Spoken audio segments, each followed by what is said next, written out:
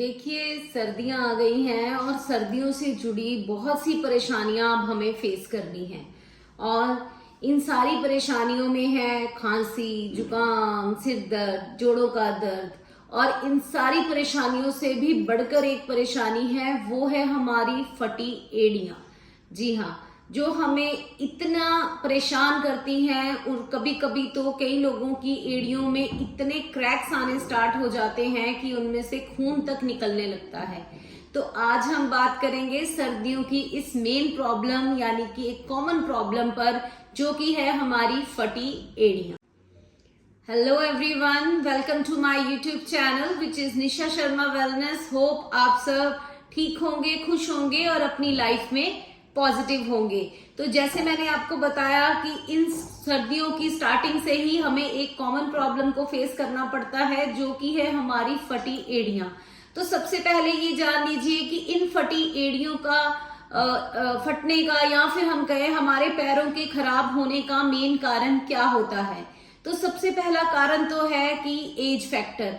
आपने देखा होगा, जैसे ही हम 30s क्रॉस करते हैं या 40s में एंटर करते हैं तो हमारी इस प्रॉब्लम को बढ़ना और जल्दी स्टार्ट हो जाता है। और यहाँ ये बहुत ज्यादा स्पीड से बढ़ने लगती हैं। हमारी जो एड़ियां कम फटती थी या हमारे पैरों की जो ड्राइनेस है वो बढ़ने लग जाती है, क्योंकि एक एज के साथ क्या होता है, हमारी बॉडी जो नेचुरल ऑयल होता है उसको प्रोड्यूस करना कम कर देती है। तो ये एक मेजर कारण होता है एक उम्र में जाकर आपकी एड़ियों के फटने का।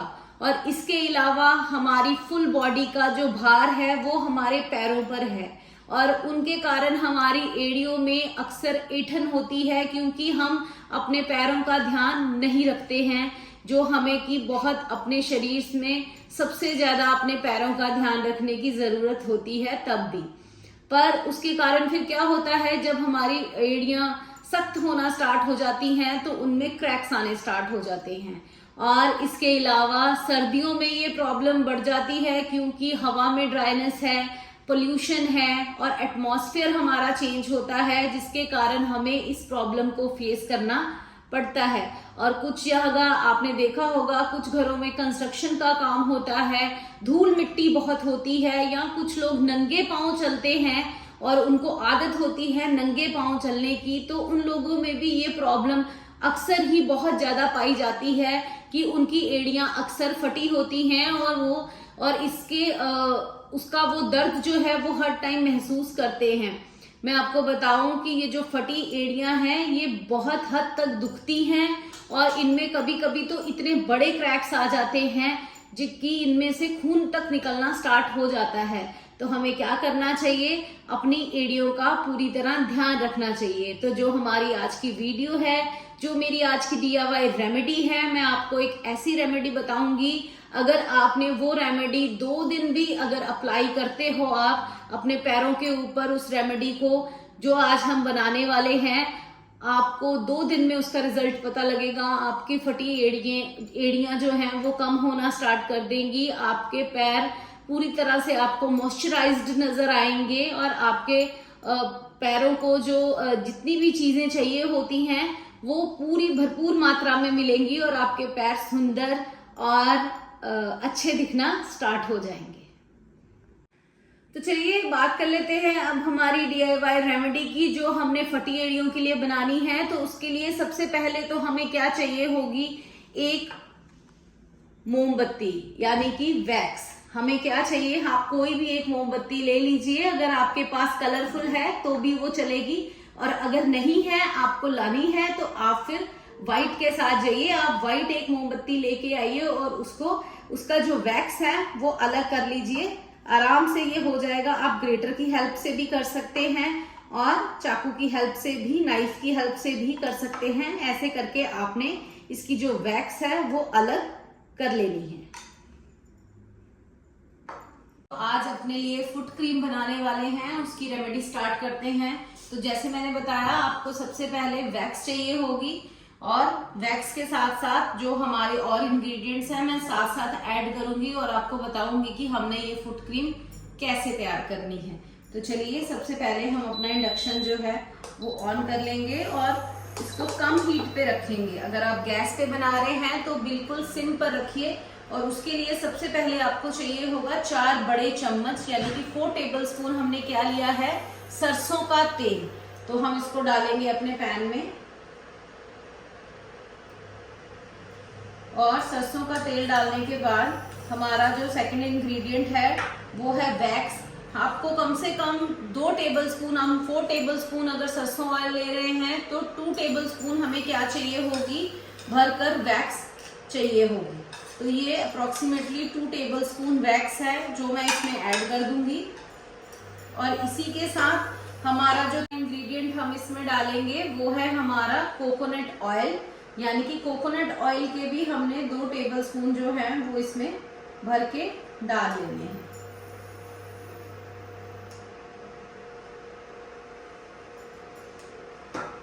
और इसको अच्छे से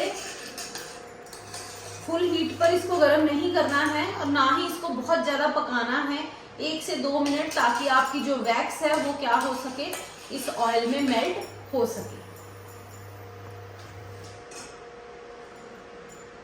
अब आप देख सकते हैं इसमें जितनी भी वैक्स है वो सारी की अच्छे से मेल्ट हो गई है। और हमें बस इतनी ही वैक्स इसमें, हमें इसको बस इतना ही पकाना है।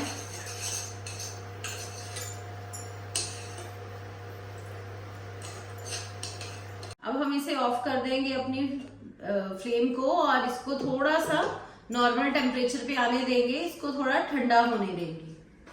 तो अब जो हमने अपनी तीनों चीजों का ब्लेंड बनाया था, यानी कि हमारे सरसों के ऑयल का और नारियल तेल का, साथ ही वैक्स का, तो अब हम इसे क्या करेंगे, एक कटोरी में अलग से निकाल लेंगे। क्योंकि आपको पता है जो हमारा सरसों का तेल है वो हमारा एक तरह से जमने वाली प्रोसेस का नहीं होता है, वो हमारा हार्ड नहीं होता है, पर हमारी जो वैक्स है वो भी हार्ड हो जाएगी और हमारा नारियल ऑयल भी जमना स्टार्ट हो जाएगा। तो इसी के लिए अब हमने इसको ये प्रोसेस क्यों करनी है कि क्योंकि जो नारियल तेल है, हमारा नारियल तेल है और जो हमारी वैक्स है वो दोनों ही आपस में जम जाएगी, पर जो नारियल तेल है वो उसमें मिक्स नहीं होगा। तो हमें इसको वैक्स फॉर्म में या क्रीम फॉर्म में कैसे लेके आना है, अब मैं आपको वो बताऊंगी। सबसे पहले तो जब हम इसे कटोरी में निकाल लेंगे तो इसमें 2 इंग्रेडिएंट्स हैं जो और ऐड करेंगे। उसमें से एक है एलोवेरा जेल। आपने 1 टेबलस्पून एलोवेरा जेल इसमें डालनी है। अगर आपके पास फ्रेश है आप फ्रेश यूज कर सकते हैं, अगर नहीं है तो आप market based transparent aloe vera gel भी यूज कर सकते हैं। और इसी के साथ हम इसमें डालेंगे 2 विटामिन ई के कैप्सूल्स, इवियन कैप्सूल्स आराम से आपको मार्केट से मिलते हैं, आपने इसमें 2 वो ऐड कर देने हैं। और ऐड करने के बाद अब हमारी स्टार्ट होती है एक नेचुरल प्रोसेस। अब हमें ठंडा करना, इसे क्रीम फॉर्म में कैसे लेके आना है, हमें इसे आराम से दोनों हाथों से स्पून की हेल्प से इसको क्या करना है, धीरे धीरे ठंडा करना है मिक्स करते हुए, ताकि जो इसमें सरसों का ऑयल डाला है हमने वो क्या हो जाए, इसके अंदर अच्छे से ब्लेंड हो जाए और ये एक क्रीम फॉर्म में आ जाए। क्योंकि अगर हम इसे ऐसे ही छोड़ देंगे और अपने आप ठंडा होने के लिए, तो जो हमारा सरसों का ऑयल है वो नीचे बैठ जाएगा और बाकी की जो चीजें जो कि आपस में जमने की कंसिस्टेंसी रखती हैं वो आपस में मिलकर जम जाएंगी, पर सरसों का ऑयल जो है वो अलग हो जाएगा। हमें उसे अलग नहीं करना है, हमें इसे ऐसे हिलाते हुए अच्छे से मिक्स करते हुए ठंडा करना है ताकि ये एक क्रीम फॉर्म में आ सके।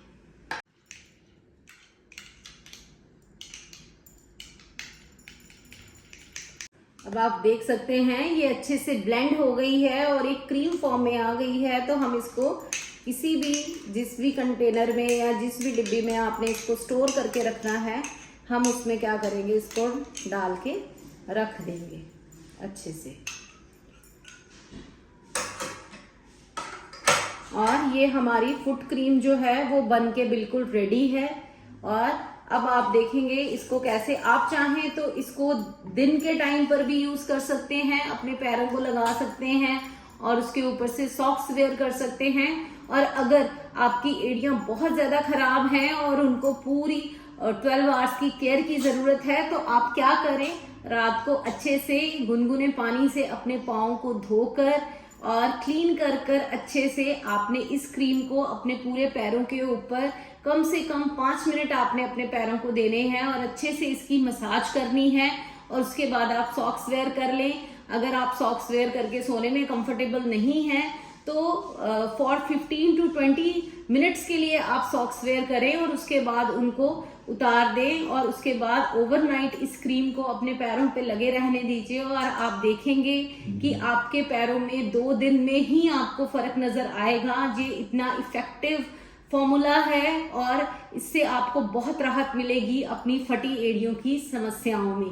तो देखिए, ये तो थी हमारी आज की फुट क्रीम जो सर्दियों में आपके पैरों को सुंदर, सुशील और सुडौल बनाएगी और आप देखेंगे आपके पाँव इतने अच्छे दिखने लगेंगे और हेल्दी भी होंगे साथ साथ में, क्योंकि इसमें जो भी हमने इंग्रेडिएंट्स डाले हैं वो आपके पैरों को बहुत ही सुंदर दिखाने वाले हैं और आपको फटी एड़ियों से भी निजात दिलाएंगे, उसकी दर्द से, उसकी परेशानियों से भी आपको छुटकारा मिलेगा।